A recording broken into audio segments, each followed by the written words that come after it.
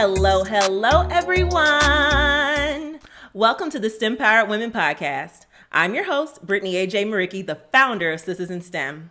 If you're new to our audience and don't really know who we are, Sistas in STEM is a multimedia platform aimed toward empowering women of color in their daily lives and their passion for science, technology, engineering, and math. I created this podcast to showcase empowered women, STEMpowered women. Today, we are going to talk about your teeth, your chompers, your fangs, your pearly whites, or for some of you, your dingy yellows. And who better to lead the conversation than the newly minted Dr. Aaleeyah Pringle Alim. She's the creator of Tooth Tuesday, and you may have come across her IGTV series on her Instagram account, Smiley. She's amazing. I told her that her videos are funny yet insightful, and I always learn something new, which is exactly why I had to bring her on the show. So let's get to it. Say hey, sis. Hey, sis. Thank you so much for having me. Thank you so much for joining me. Oh my goodness. I've been a fan of your page. I absolutely love the Tooth Tuesday series, and it's been enjoyable to watch. I learned so much from you. And that's why everybody else had to learn from you too. Thank you so much. That's so funny. Thank you. Thank you for joining me. So I wanted to talk a little bit about what your career path is, because the listeners may not know, but you just graduated from medical school with your dental medicine degree. You are now a licensed dentist. You are out here killing the game. Yes. Tell us a little about it. Oh my gosh. It has been a long time coming, y'all. Long time coming. But finally, thankfully, after 4 years, because dental school is 4 years long, I've graduated with my doctorate in dental medicine.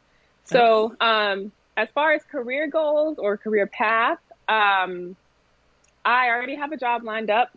So that's exciting. Yay! So I'll be working full time sometime in July. Hopefully, that's the start date. And so this job actually came about because I have the FQHC scholarship. I'm sorry, the Nhsc Scholarship, where you have to work at an FQHC. So the Nhsc Scholarship is the National Health Service Corps. Like, if anyone asks me how I'm paying for school, what should I be doing as far as scholarships are concerned, I always point them in this direction, especially if they are already kind of interested in public health and maybe helping communities that need it the most. If you are just looking to make a lot of money and not really help people, this scholarship is not for you. But if you are interested in giving back and being more of an impact in your communities, then you should definitely look into it. Sorry, I don't mean to sound like a commercial for this scholarship, but like, I just really like it. I love the premise of it. Yeah, my bad. I love it because it's guaranteeing that you're not only are you receiving help in a monetary way, but you're able to help others in much further ways than that. So how is it, exactly, what kind of defines the criteria of the, the dental practice helping the community? Is it providing free service to the community, or what is? Mostly it's communities that have a limited access to care, or low income, or maybe sometimes like a prison system, or even like the Indian, the national, the Native American reserves, or like / Indian Native American. So like areas that need healthcare access and don't have it. That's basically how you determine like where you'll be able to work. But don't get it twisted. Do not get confused. You apply like any other job. No one is placing me at a place. Like, I still have complete control over where I end up working. Just those sites have to meet certain criteria, and that's the criteria what I listed before. Yeah, like you apply just like a regular job. After you graduate, you get a regular salary. They just so happen to pay for your tuition while you're in school. So that's where my career goals are going. Yeah. Nice. That's really cool. Short so you won't be short. So it won't be like a volunteer dentist without borders type thing. You're working your regular job. Okay. Regular schmegular job, and you are still getting paid a salary. But they just help you throughout your school, and now you're going to be in a space that needs it the most. That's basically it. Gotcha. That's really cool. So what has been your career path so far? What led you to this point? So like, do you mean like in terms of dental school? Like where did I, like, why did I do that? Or basically like how I found the job kind of thing? So let's take it back just a few steps because as a fan of your page, Take it. as a fan of your page, I know that you were in journalism first. So we're gonna take it way back. Oh, back Lord, into we taking time. it back. Okay. We taking it way back. Woo! Okay, here we go. All right. So You made a switch. So let's see what made you want to get into STEM in this instance. I did. Okay, so wow. All right. So when I was in undergrad, I've always been the type of person or the type of student that found material easy to learn. So I never really had trouble learning concepts and things like that. So I've been naturally good at both, like reading, writing, arts, and things like that, as well as like math and science and all this other stuff. Mm-hmm. So when I was in undergrad, I was on this whole tip, like, I think I'm just gonna like do what brings me the most joy and not care about anything else. And so I was like, I'm gonna be a creative writer. And so I decided that I was going to major in journalism, at least like give me some type of like structure. Mm-hmm. But then in the back of my mind, I was like, but I still maybe want to do science. I don't know. And so then I minored in chemistry and was taking journalism classes. And Okay. actually, I graduated with my journalism degree, was working as a freelance writer and all of this stuff. And then I was just like, something is missing. And so what I mean by that is like, I saw how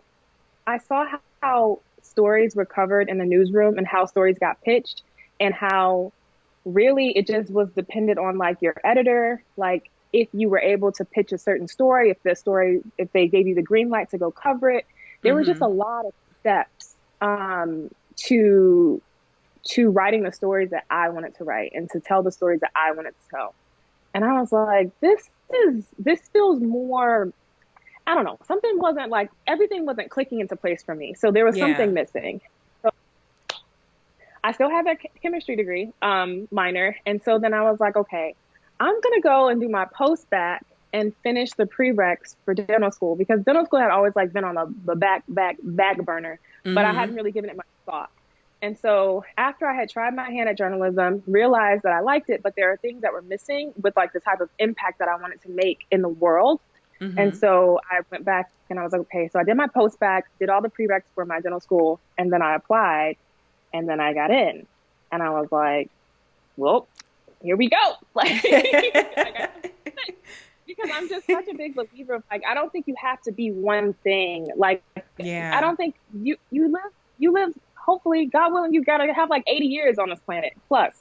And I just feel like you don't have to do just one thing, to find meaning or to be fulfilled. So that's so true. I was like, I'm going to dental school. Yeah. So, but I'm kind of happy now that I've been able to combine like, kind of like the communications that I learned throughout college to like build this platform in a way that is like meaningful to me. I'm able to help people like physically, really like day to day, help people, and then still reach a lot of people like using like Instagram, my blog, and all that other stuff. So it's been really cool. Really cool. Nice. And then, so, okay, we made the decision. We're going to dental school. You have to go through the same process if you were to become a medical doctor. So you go through 4 years of med school and then have to do a specialization after that if you were to go a little. See, I've talked to a couple of doctors, so I'm just trying to piece together everyone's story. You're not like piecing it. You are moving the pieces together, okay? Like that's basically it. So it's 4 years of dental school, and those 4 years are pretty much broken into two chunks. So the first 2 years, mostly just didactic. We're learning everything in the body. We're learning from the brain to the toe. Like we learn the entire body, but then we really, really, really focus on head and neck. We have head and neck anatomy, head and neck, nerves, blood, all of that stuff that we learn. We actually have a cadaver lab where you dissect bodies. It's really intense.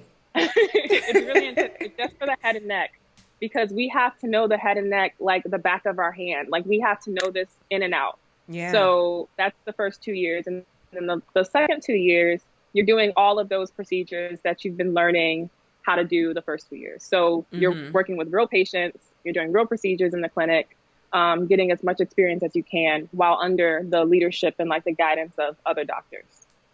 So, okay. Yeah. And then if you want to specialize, so say if you're like, wow, I really liked putting on braces when I was in dental school, I want to do orthodontics, then you apply to do an ortho residency after you graduate. Say if your jam was root canals, you really, really rocked with root canals, then you can do an endodontic residency. So it kind of depends. I just can't imagine that being someone's jam, but there are people who do it. So obviously. Please don't sleep on the root canal, okay? It's actually fun to do, but just very, very tedious. So tedious. Like, you have to love it. Okay. I get what you mean. And orthodontics, I didn't even think of that as, oh, that's go through dental school and then that's a specialization after that. So, okay, that's interesting. So if you want to become a dentist, go to dental school. You want to become orthodontist, just know this is going to take you a little extra time. Yeah, but maybe about a year to 2 years extra. Maybe 3 times, depending on the program. Okay. Makes sense. Makes sense, because they have to make sure that they're molding your teeth into the perfect smile. I've gone through the process. I had braces, I don't know, for 2-3 years back when I was a teenager. So I'm very familiar. Your teeth are so pretty, by the way. They're so cute. Thank you. And your teeth are gorgeous, because you just got yours off, right? I just got my braces off. Listen, why did I do that? I this is probably not what I'm supposed to say as a dental health professional. But girl, why did I do that again? Like, because I already had braces as a middle schooler. Oh. I did not wear my retainer. And so then I had a little gap and my gap started opening up again. And I was just like, I can't do it. And so then I decided to get braces again.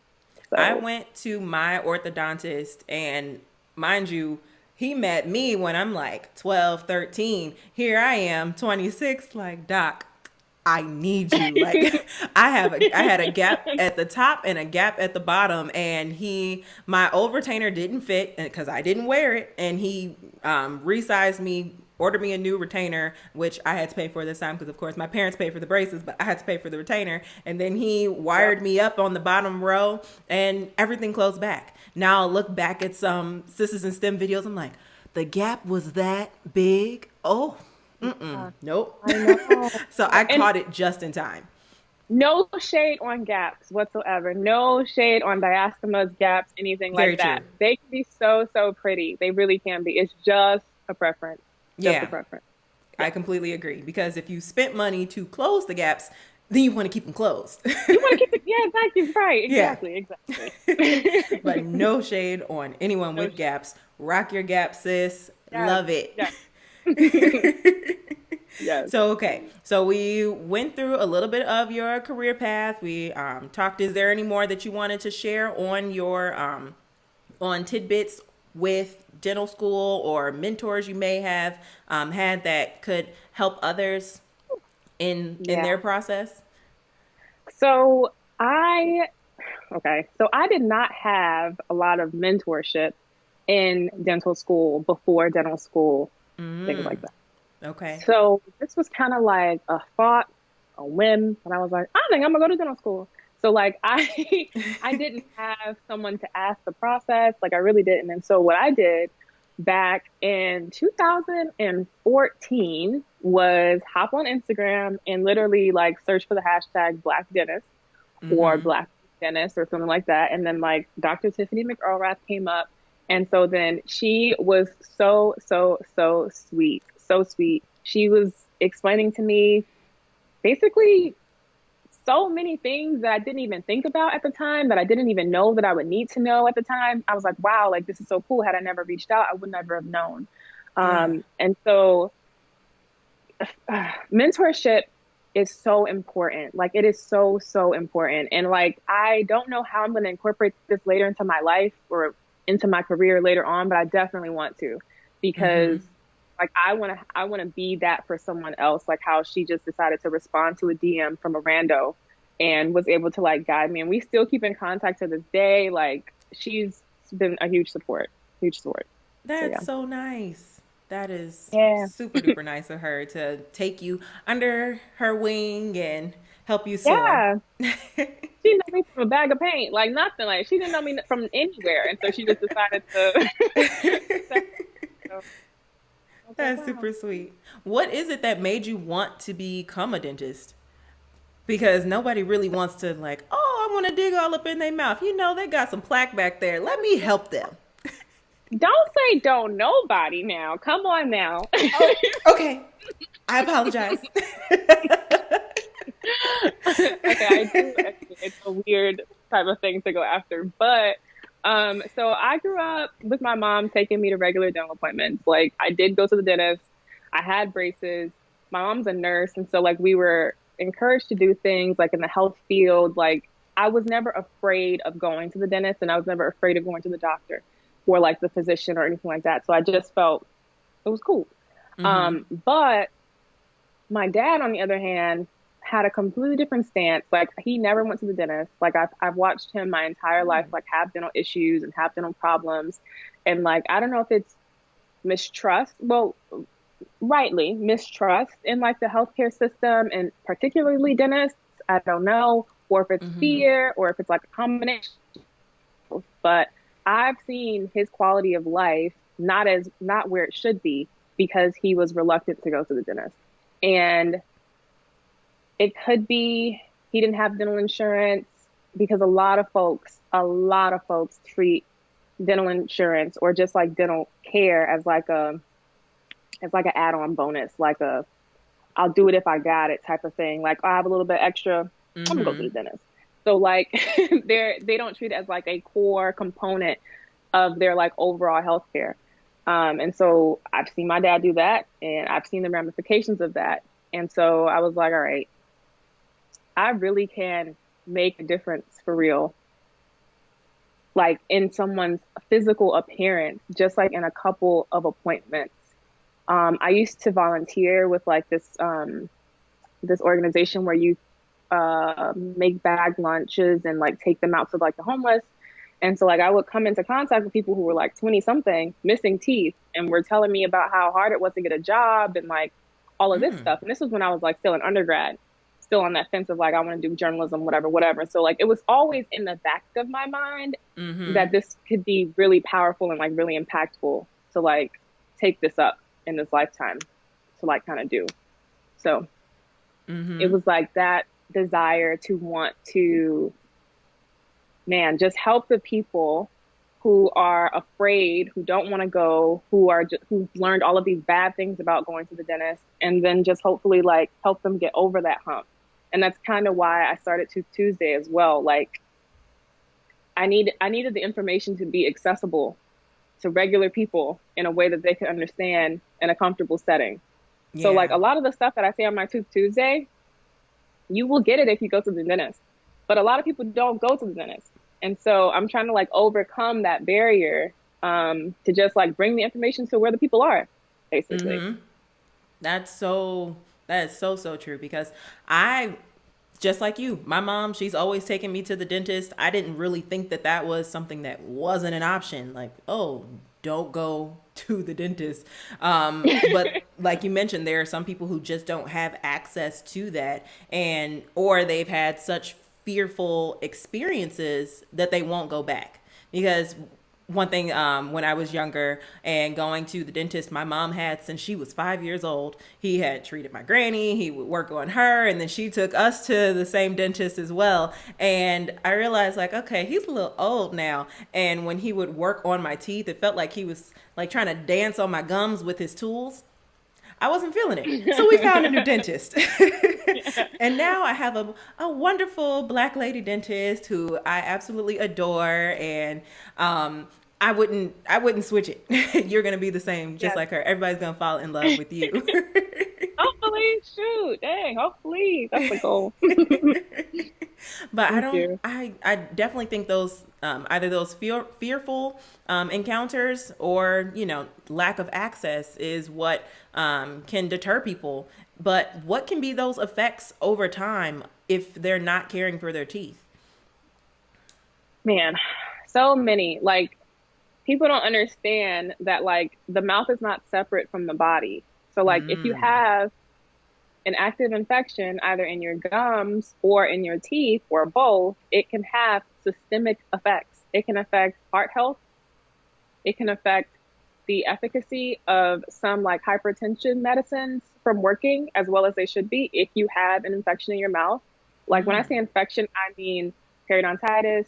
I mean some type of like an abscess, sometimes an ulcer, like anything like that, like an active infection has bacteria. So it can affect that. It can also be a comorbidity to diabetes.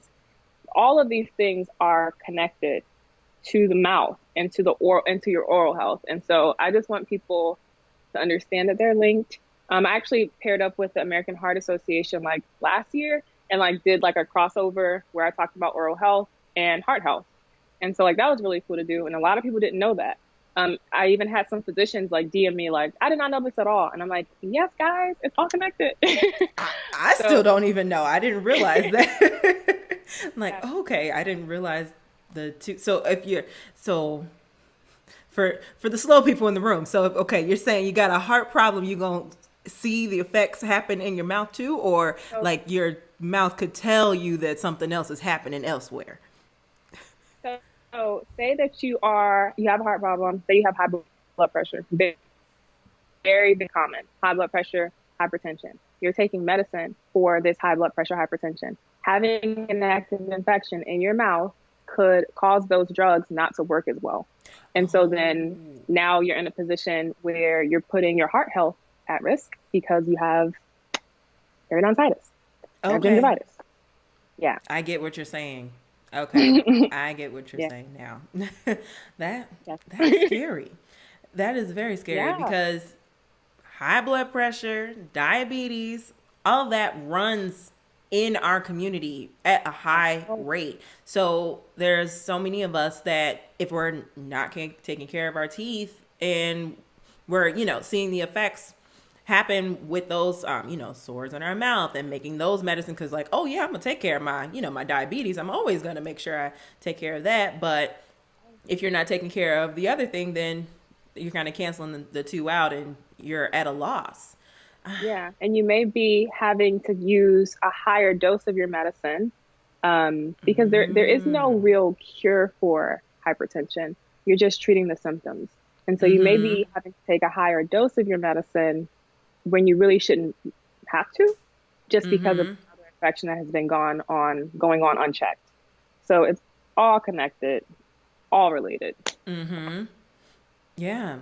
And periodontitis is tooth loss, correct? Bone loss. Bone loss? Bone loss. Oh, okay. I just thought of it. I was linking it to teeth and okay. It often leads to tooth loss, but because your tooth sits in your bone. And so periodontitis is when you had so much buildup, so much accumulation of bacteria, your bone starts to disappear. And so then your tooth is just kind of left there floating. And so then eventually it falls out. So periodontitis is when you're losing that bone that holds your teeth in place. Yeah. And I've seen people with diabetes end up having an issue with that. Is it a specific link with diabetes leading to the periodontitis? Like something within that disease more than just, what we were discussing before? Yeah. So what happens is diabetes slows healing generally in the mouth. And so if you have an accumulation of bacteria already there, say if you don't have the best oral hygiene, you have an inflammation of the gums. And so because you have diabetes, your body isn't as like able to combat that inflammation and combat that infection. And so what ends up happening is that that infection, which may be to some people just kind of inflamed gums, bleeding when they brush, bleeding when they floss. These are some common signs. That infection can cause periodontitis, which what we talked about, losing the bone, and then it can cause tooth loss. So diabetes like inhibits wound healing. And so your body can't really fight off all of this bacteria as well as it normally does. Okay. Yeah. Interesting. That's very interesting. Okay. And I'm also curious, what is it that when people get to the point where they're like, okay, I can't take it anymore with these teeth I have to get dentures. I know we're young, we're not to that point, but we've probably seen our grandparents or people on TV like have to get dentures. And I remember when my granny did it. She didn't, in my eyes, she didn't have bad teeth, but she got dentures. What is it that a dentist, I was gonna say doctor, dentist, both same, usually says like, okay, we can't save these teeth anymore. Let's just get rid of all of them. So usually that happens when a few things are probably present at the same time. So you have mobility. So you have loose, wiggly teeth. So some people may have a whole bunch of teeth in their mouth, but all of them are moving. And so if you go back to what I said about the periodontitis, so when that bone starts to disappear, you have mobility around the tooth because that bone isn't present anymore. So you have mobile teeth. That's a telltale sign where you're like, okay, these got to go because there's no way to save those. You have extensive decay. So you have all of your teeth. Your teeth are not mobile, but you have cavities, deep cavities in nearly every single tooth. And so when I say deep cavities, I mean cavities that, let's just say this is the height of the bone, this is your tooth, cavities that go below the height of the bone. So the decay is all the way like past the bone, deep. Yeah. So there's not a lot to do to save that tooth. You can maybe do some like extensive surgeries, but for a lot of people, that's not really an option. They're like, I don't know if I want to pay to have this gum surgery and then have a bone graft and then I got to do all of this and da. So they're like, pull the tooth. So that's another option, or that's another like scenario as to why a dentist would just be like, okay, it's best to just pull them all. A lot of people have a lot of misconceptions about what a healthy mouth is and what healthy teeth look like. So for a lot of people, I had a patient, one of my favorite patients, early 50s, such a sweet woman, beautiful lady, just amazing. But and she was another person who had horrible experience with the dentist. Like the first time she sat in my chair, she cried. We had a whole like bonding moment. Like I've had a lot of patients cry in the chair because there's so much trauma around dentistry. Like it doesn't make any sense, but we were able to like work through it. But I had to tell her that like your perception of what your teeth are is not what's really happening. So you're thinking because you still have like maybe like 6 teeth in the front, you're like, they're still there, like they're fine. But I had to show her on the x-rays. I had to walk her through it. I was like, no, ma'am, like this is not, I could maybe save these for like another year and a half, but eventually this is what's going to happen. So rather be in pain and then have to like fish teeth out, or would you just want to just do the dentures off top? Wow. Yeah. And that's at 50. 54. That's not old. I would not expect. I know. I would not expect that young. Okay. Wow. Yeah. Interesting. So what can we, and I say we as you being a new dentist and the new dentist that you're going to inspire from just them listening to you talk, what can we do to inspire more people to go to the dentist and to try to remove those fears from them, so that way they'll like actually take their dental health seriously? I don't think it's all on the patient. I'm going to talk to the providers now, because I feel like a lot of the time, because we have such a fast-paced field, because we have such a high turnover rate, a patient is in the chair maybe an hour and then they're out, and then you're seeing someone else. Like 15, 20, 30 patients a day sometimes. So I would just encourage everyone to slow down just a little bit. Like, you don't have to slow down the work, but slow down that meeting and talking to them, because at the end of the day, your patient is a person, and like, you have to talk to them. Like, you have to connect with them. They have to understand that you're there to help them, help their overall health, not just collect a check or collect this bill money. Because another, like, people think dentists are just like out for money, or like, I want to change that, because it's such a cringy thing. It's so cringy to me. It's so gross. But like, I don't want that to be what people think of when they think of me either. Like, that's not the type of life I'm trying to live.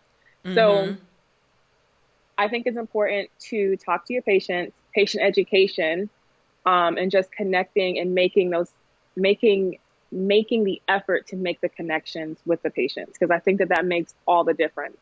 To be honest, y'all don't know what we do in your mouth. Y'all have no idea. Like, y'all don't even see what's going on in there. But you do know how that dentist made you feel at the beginning and at the end of that appointment. So those are the times where you can make the connection and I think make the most change. I've had patients that I didn't diagnose them for hypertension, but like, just because we sat and talked a little bit about high blood pressure, we checked it. I was like, you absolutely need to go and follow up with your physician. You absolutely have to do this. And so then I've had people come back and be like, thank you for doing that. No one's ever done that before.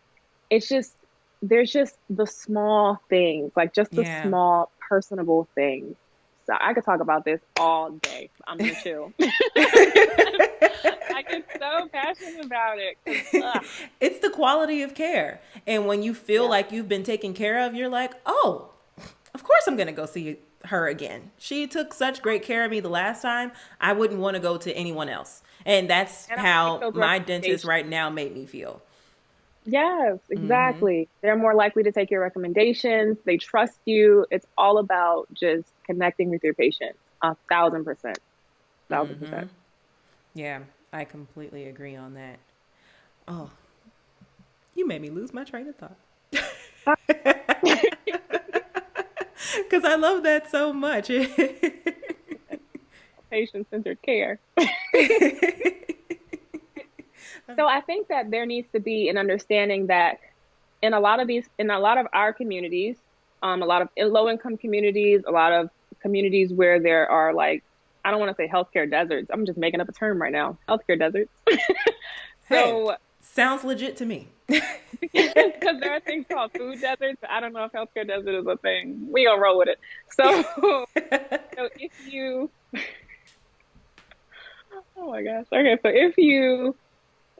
if you do live in a low-income area, there are clinics and things available for you that will work with you within your budget. A lot of the times those things are called FQHCs, which are federally qualified health centers. So in Chicago, we have so many. There are so many FQHCs. And so if money is a deterrent as to why you're not seeking care, just know that there are options for that. So I don't know. Yeah, if there's basically just the money option, I think is the only thing that I have like a concrete and that helps for. Because that will push someone back up automatically. Because I know that sometimes when you walk into the dentist, you're like, okay, you owe this much today. Why do I owe this much today? So to know that options like that are out there is very helpful, because for someone who can't afford to have a bill every time they're about to get their teeth worked on, they need to know that there is a way to still maintain that dental health. Yeah. Exactly. And a lot of the places offer very, very, very affordable preventative services. And so preventative services are cleanings. Those are the checkups. Those are the things that keep your mouth running tip-top shape. So you can do those so that you don't have to get this expensive work done later on. Okay. No, I completely agree. And thank you for touching on those points. I know we've been keeping it a little heavy, making sure we're diving into our moral responsibilities to address these topics. But your Tooth Tuesday is all about fun. And I asked you before this what the top 3 questions you had got for your Tooth Tuesday. And I want to just I want to play the role of those people. So my question to you, doctor, is how do I whiten my teeth? Okay. They're just not the brightest that I want them to be. How do I do this? First of all, sis, your teeth are so white. Like, as soon as I got on the call, I was like, wow, her teeth are really white. Let me get my life together. But, so for whitening, it's such a common question. I just did a Tooth Tuesday live video. And so this was I got asked this 5 times, 5 different ways. So first we have to understand that everybody is different. Genetically, my teeth are not the same as your teeth. And so we have to understand that maybe there's a cap to how white your teeth can get. So once we understand that, then we're like, okay, let's move forward. So you can use over-the-counter toothpaste. You can use over-the-counter hydrogen peroxide and baking soda. You can mix a teaspoon of baking soda, a half a teaspoon of hydrogen peroxide, make it kind of like a paste, and then you can have it just kind of sit on your teeth for a little bit. Maybe I wouldn't do more than I don't know, maybe 20 minutes. I wouldn't do more than 20 minutes. Are you putting on the toothbrush and brushing it on there and then just not rinsing? And just kind of leave it. But the only thing about that is not necessarily brushing, is because that baking soda is very abrasive. So up to a certain point, that's a good thing, because that removes some surface stains, which is cool. But past that point that it's helping, it can be very, very hurtful, because, back to that original point of our teeth only getting so white, we only have a set amount of enamel. And enamel is the outside layer of your tooth that makes your teeth that nice, pearly, shiny white. So if you are rubbing that away with something that's abrasive, like sandpaper almost, rub, you're going to get rid of that white color. And what's going to start to show through is the yellow color underneath, which is your dentin.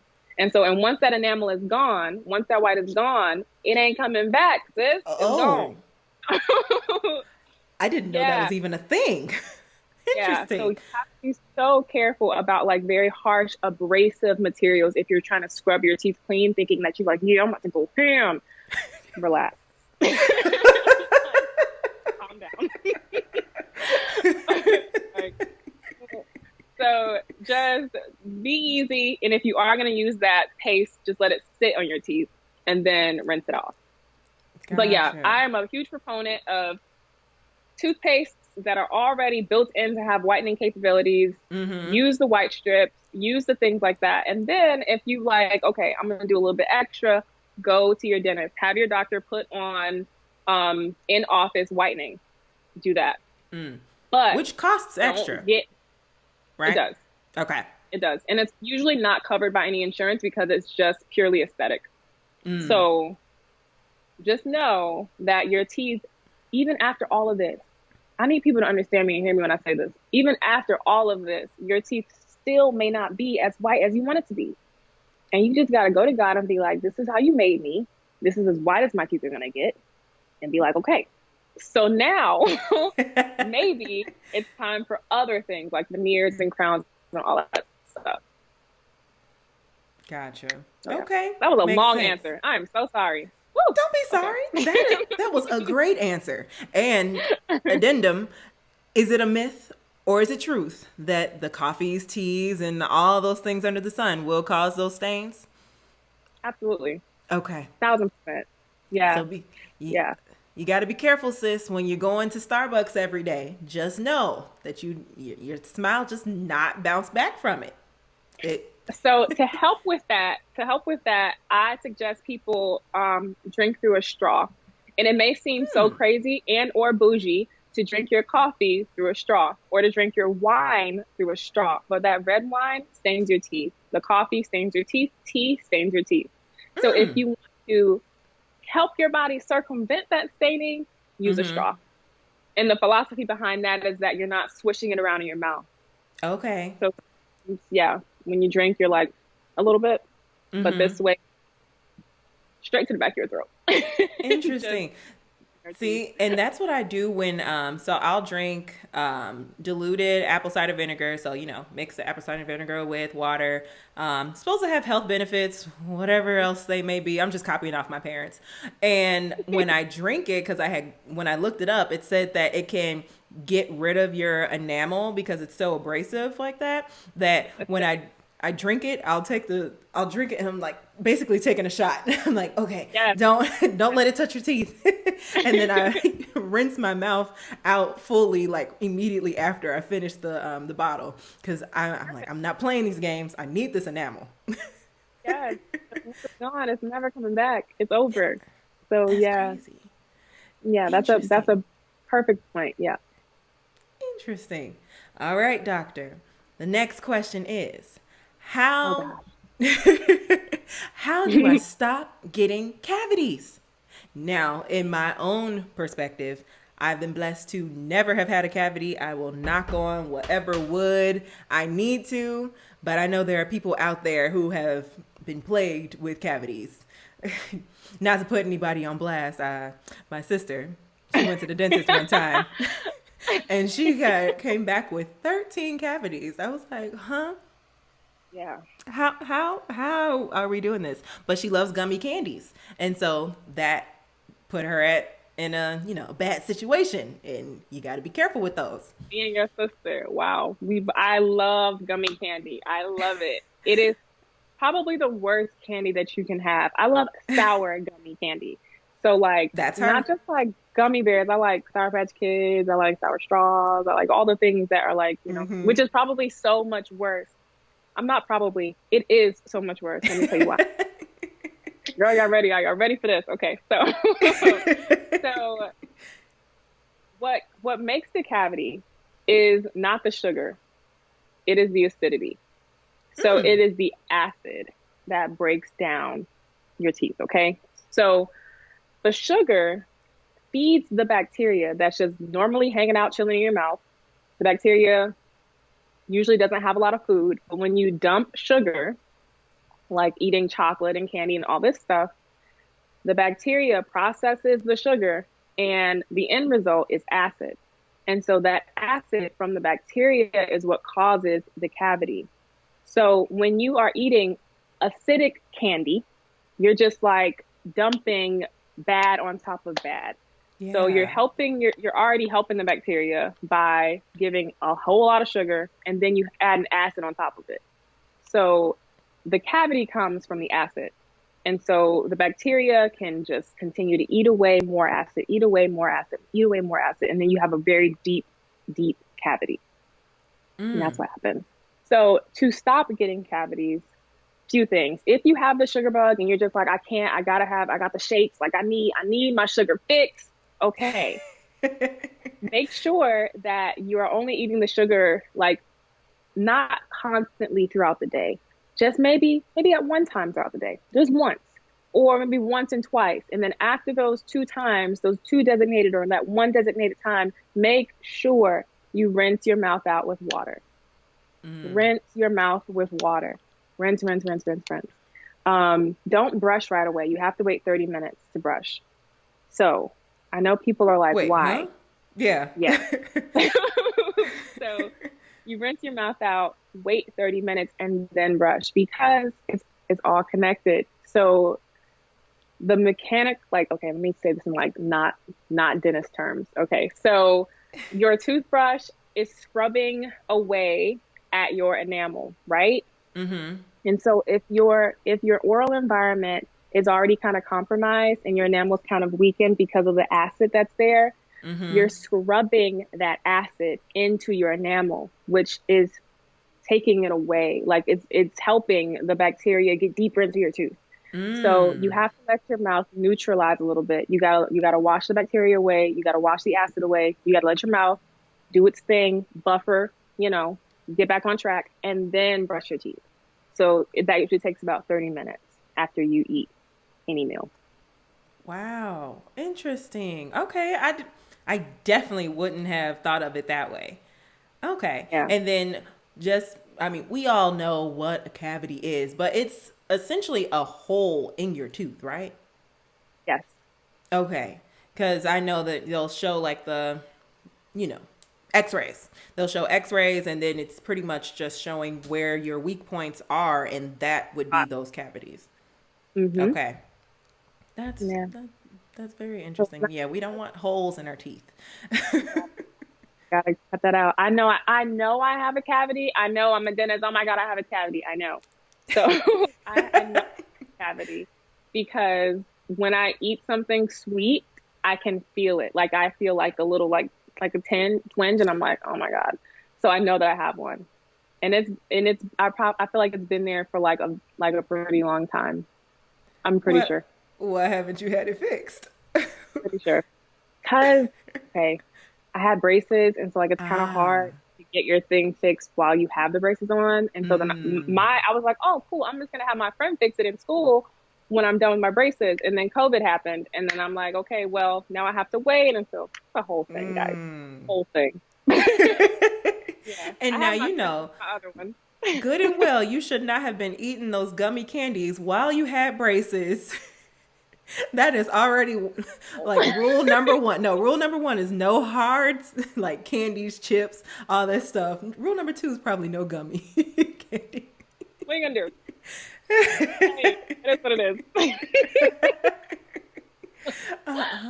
So I didn't realize that that's what it felt like a twinge, like that I got a Yeah, cavity it's in like there. a little like a shock, like whoop. Yeah, because you're not supposed to feel when you bite into anything, but sometimes when you do, you're like, oh yeah, that's a cavity. Interesting. Okay. Interesting. Mm-hmm. All right, doctor. Next question. How do I prevent bad breath? Now, I'm not speaking for myself. I am good. I am Okay. no bad breath over here. I'm asking for a friend. Okay. It's gonna sound so basic, but the basics usually, they really get you through. So what you first need to be doing is flossing. So I know that probably people are not connecting those two, but the areas of your teeth that you see when you smile they're not even half of your tooth surface area, basically. So in between each tooth is like an area where old food and bad breath causing bacteria can hang out. And so if you're not cleaning that stuff out, it can cause a smell. I've done cleanings on people. I've done deep cleanings on people where I'm flicking away stuff and I can literally smell it through my mask.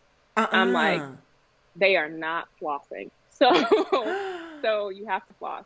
Another thing is just scrape your tongue, like clean off your tongue, clean off your gums. That's why it's important to have a soft bristle toothbrush, because when I'm brushing as well, I also brush my gums. Like I get the vestibule, I brush everything. The vestibule? My bad. Sorry. I'm so sorry. So it's the space between your hard gum and your cheek. So like I get all up in the corners, get all up in there. Okay. Just with my toothbrush, real soft. Okay. And then you also have to use mouthwash.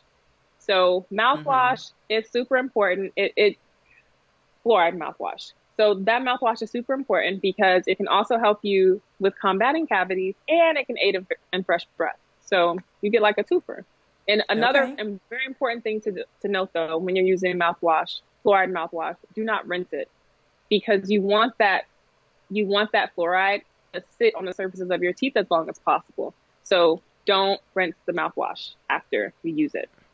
And when I heard you say that in a Tooth Tuesday, I was completely shooketh, because my first thought is, okay, I did my mouthwash. I did a good thing. Now let me rinse it out and keep it pushing. But no, it's supposed to sit in there and let it do what it do. And I have not been letting it do that.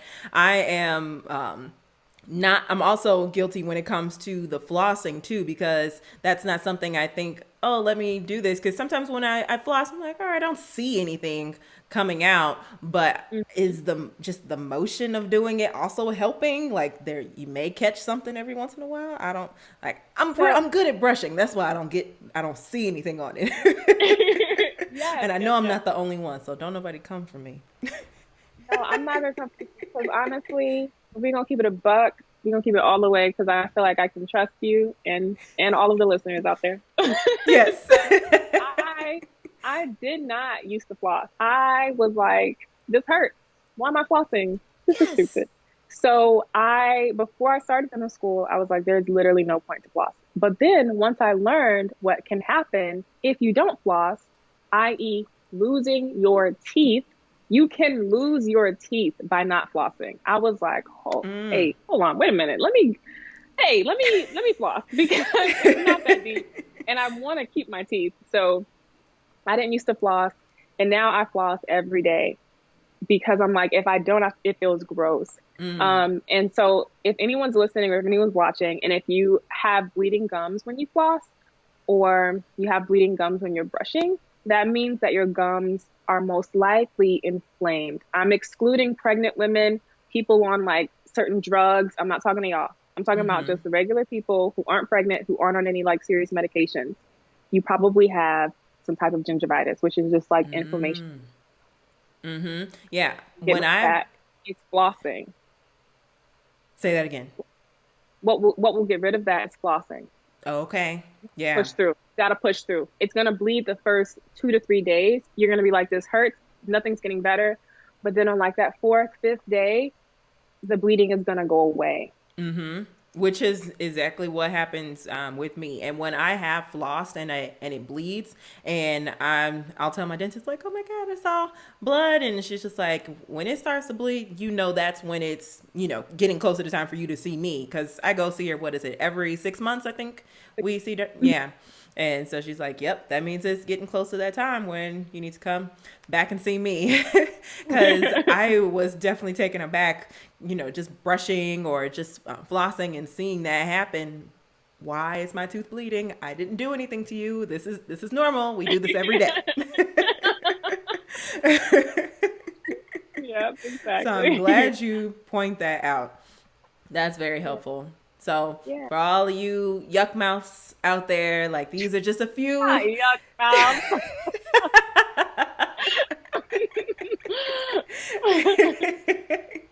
That's what my mama used to call it. When I was little, she said, "You're like, oh, you got a little green monster in there. Let me brush it out." And so that's how she taught me how to brush. She would pretend like there were little yucky things all happening. So gotta brush it all in there.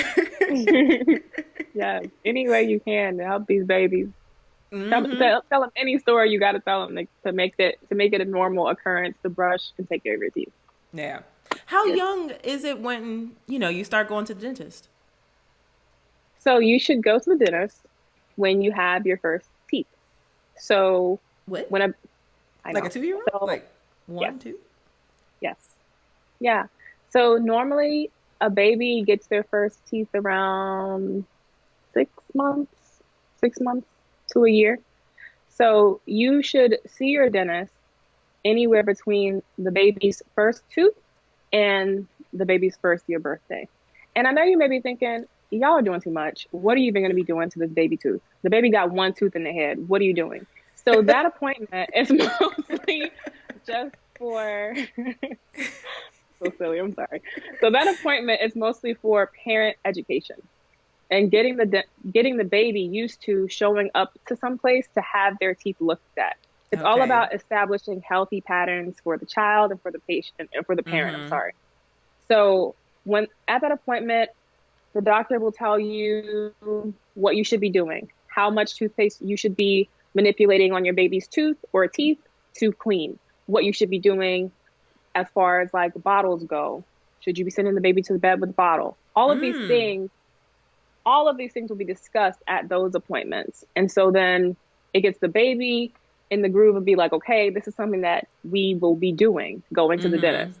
And then also it gets the parent on board with being like, all right, this is how you take care of your baby teeth. Because people think baby teeth are throwaway teeth. Like, they're like, oh, these teeth don't count. These the demo teeth. No, like these teeth, very important. Like, and if you lose them early, or if you get extensive like decay or like a big old cavity on one of them or a couple of them, it can affect your permanent teeth. So when you go, they'll talk all about it. Is it true that if you leave the baby on the bottle for too long, or if they start sucking their thumb, that it'll mess up their teeth? Yes. So, in a lot of cases, people or little kids who suck their thumb, it's more than just their teeth that'll be messed up. So so your teeth are supposed to come together like this, and when you're sucking your thumb, like you're forcing your teeth from going like this to going like this. So you'll see those kids that have like their teeth, the top of the teeth, like a rainbow almost, like the shape of their teeth look like it goes like up instead of like down. Yeah. So, kind of angling it outward, exactly, because of where the motion of the thumb. Yeah. And so it creates pressure. It also elongates the child's head. Like, it messes with a lot of like the skeletal growth. Yeah. So, wow. yeah. So I always tell my friends, like, if your kid has like a thumb sucking habit, nip that in the bud ASAP, because it's going to save you a lot of money on the back end when you're trying to get this kid your braces and all this stuff, headgear, all of that. So it can mess with like it's a lot. So wow, interesting. Yes. Okay. So yeah. Yeah, so that was one of my random questions that just came just as we're chatting. Yeah. But I appreciate all of this. This is such valuable information, and I love learning it, and especially from you. I want to thank you so much for joining us on the show. I say us because I'm saying the collective of all of the sisters who will be inspired by you. Oh, thank you. Thank you so much for having me. Like, when you asked me to do it, I was just like, oh my gosh, of course. Like, because I think the whole concept of your platform is dope. Like, I don't feel like there's enough just like Black women or women of color, like, being highlighted in these areas, in these fields. So I love what you're doing. More power to you. Nothing but respect for what you're doing. So thank you for letting me be a part of it. Oh, thank you so much. And tell all of the lovely people where they can find you.